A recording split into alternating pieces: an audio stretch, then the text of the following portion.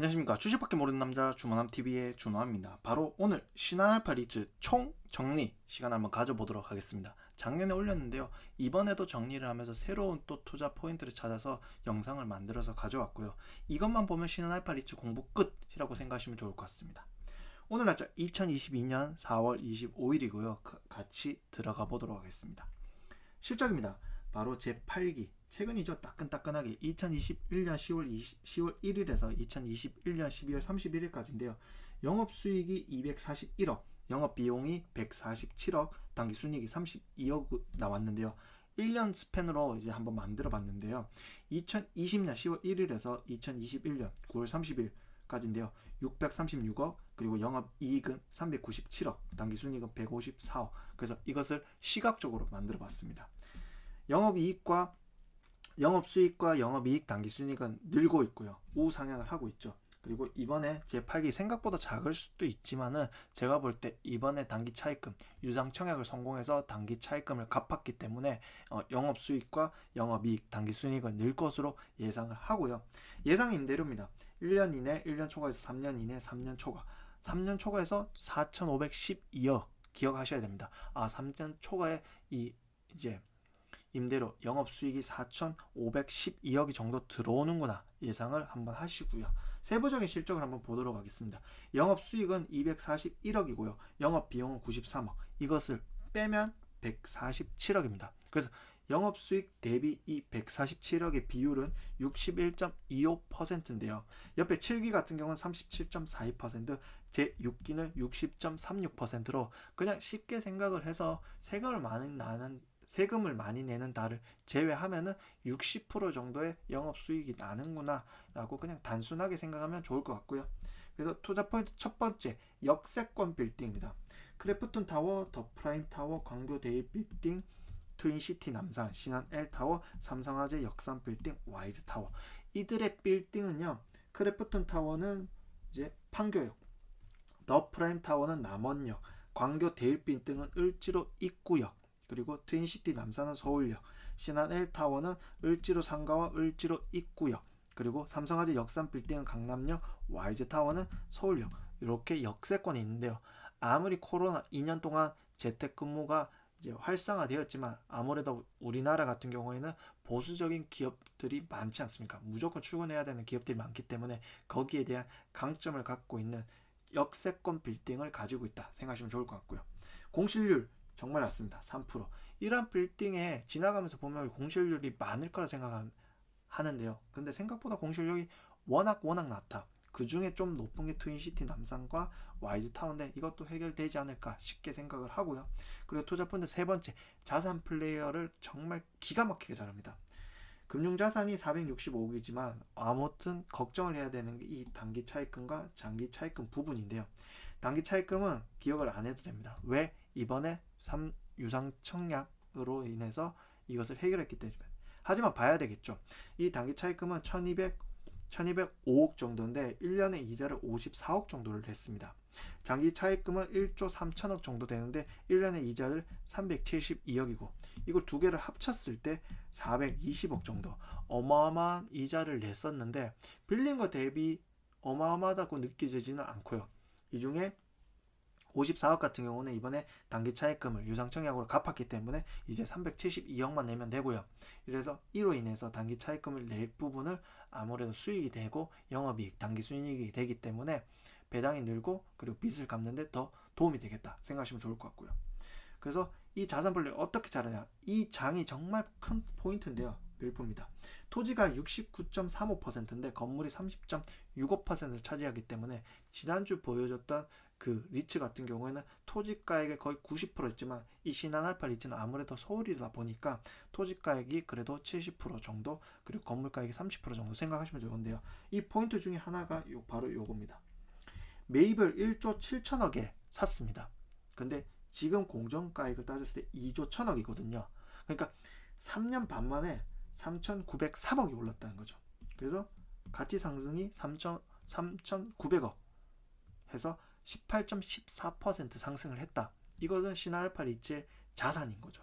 그래서 이 가치 상승은 18.14% 그리고 하나 더 따져봐야 되잖아요.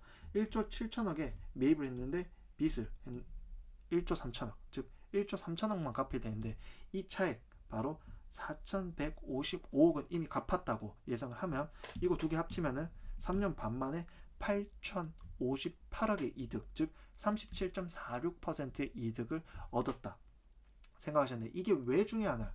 현재 시가총액이 4,197억입니다. 그러니까 리츠는 다른 회사와 다르게 이 건물 가치, 그러니까 빚을 갚은 이 건물 가치가 얼마나, 그러니까 그 건물 가치에 빚을 갚고 얼마나 이것이 회사의 자산이 되냐. 바로 신한알파 리츠는 8,058억이 신한알파 리츠 거잖아요. 그러니까 현재 시가총액 4,100억, 주가 상승률 100% 일단은 있다는 것을 기억해 두시고요. 그래서 U에서 U, 이걸 정말 잘하는데요. 처음에 크래프톤 타워를 매입했을 때 5,181억인데요. 정말 이것도 정말 웃기게 인근 오피스보다 100억 싸게 구매를 했습니다. 그리고 용산 더 프라임 빌딩, 데일 빌딩 이렇게 있는데요. 이 빌딩을 갖고 두 개를 더 사고 싶은 거예요. 트윈시티 남산이랑 트윈시티 1타워. 근데 5천억인데 이 5천억 중에 3,500억은 빌딩 담보대출을 받았고요. 1,500억이 남잖아요. 그래서 크래프톤 타워 처음에 살 때 대출을 뗐는데 다시 감정을 받아보니까 그 사이 토지와 건물 가격이 올랐습니다. 500억에서 1,000억 정도. 그리고 용산 더 프라임은 500억 정도 더 상승했고요. 그래서 이 한도만큼 더 빚을 내겠다. 그래서 1,500억 정도의 추가 대출 여력을 당겨서 트윈시티 남산, 신한 1타워 3,500원 빌딩 담보대출을 받고 1,500원 기존 빌딩 담보대출을 샀던 거죠. 그래서 이러한 능력이 명확하게 너무 잘한다 생각하시면 좋을 것 같고요. 유상증자 첫 번째는 2019년 1월 29일 날 용산 프라임 타워를 유상증자 성공을 해서 용산 프라임 타워를 인수하는데 혁혁한 공을 이루었고요. 두 번째는 데일 빌딩이 있고, 이번에는 YG 타워와 삼성화재 역삼 빌딩을 이제 신알파 리츠에 오롯이 해결했는데요. 후순위 대출을 갖고요. 잡펀드에서 갖고 있는 280억을 불입을 해서 여기에 같이 1,000억 원을 당겨왔고요. 삼성화재 역삼 빌딩 후순위 대출 485억을 갚아서 485억에 대한 것을 권리를 갖고 왔습니다. 그래서 이로 인해서 빚을 단기 차익금과 이런 빚을 갚을 걸 해결을 했고요. 그리고 배당이 늘겠다. 그리고 건물과 토지 가격이 오르면 오롯이 신한알파 리츠의 가치가 더 오르겠구나 생각하시면 좋을 것 같고요.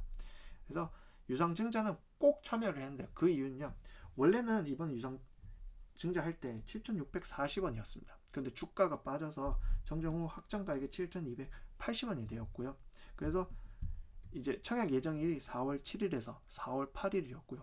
이번에 4월 28일 날 이제 상장이 됩니다. 근데 정말 특이하게 이것은 실권주가 전혀 없었습니다. 무슨 말이냐? 유상증자는 주식을 갖고 있는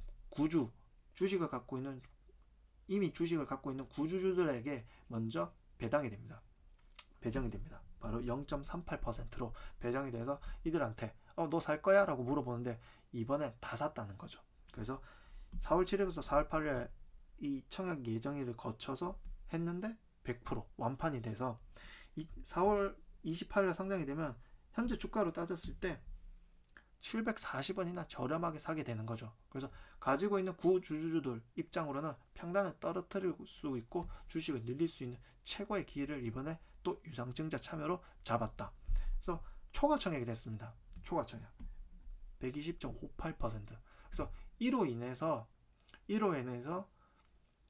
빚을 갚고 주주들 입장으로 평단을 떨어뜨리고, 그리고 신한알파 리츠 입장으로 3번의 유상증자 성공했다는 포인트를 얻게 되었죠.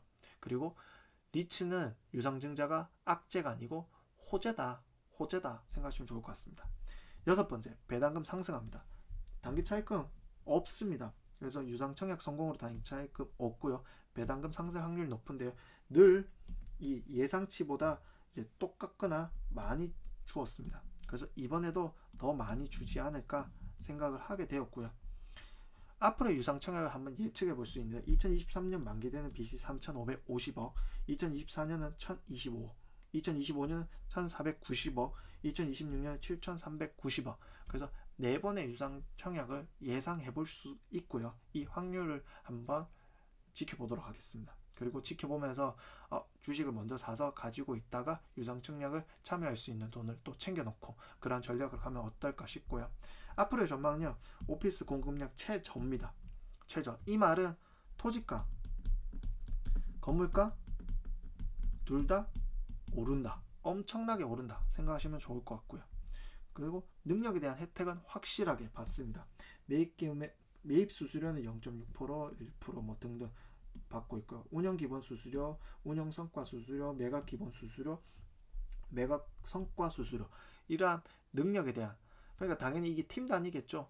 거기에 대해서 뭐 변호사 분들도 계실 거고 회계사 분들도 있을 것이고 세무사 분들도 있을 것이고, 이런 팀 단위에 대한 능력을 확실하게 챙겨준다 생각하시면 좋을 것 같습니다.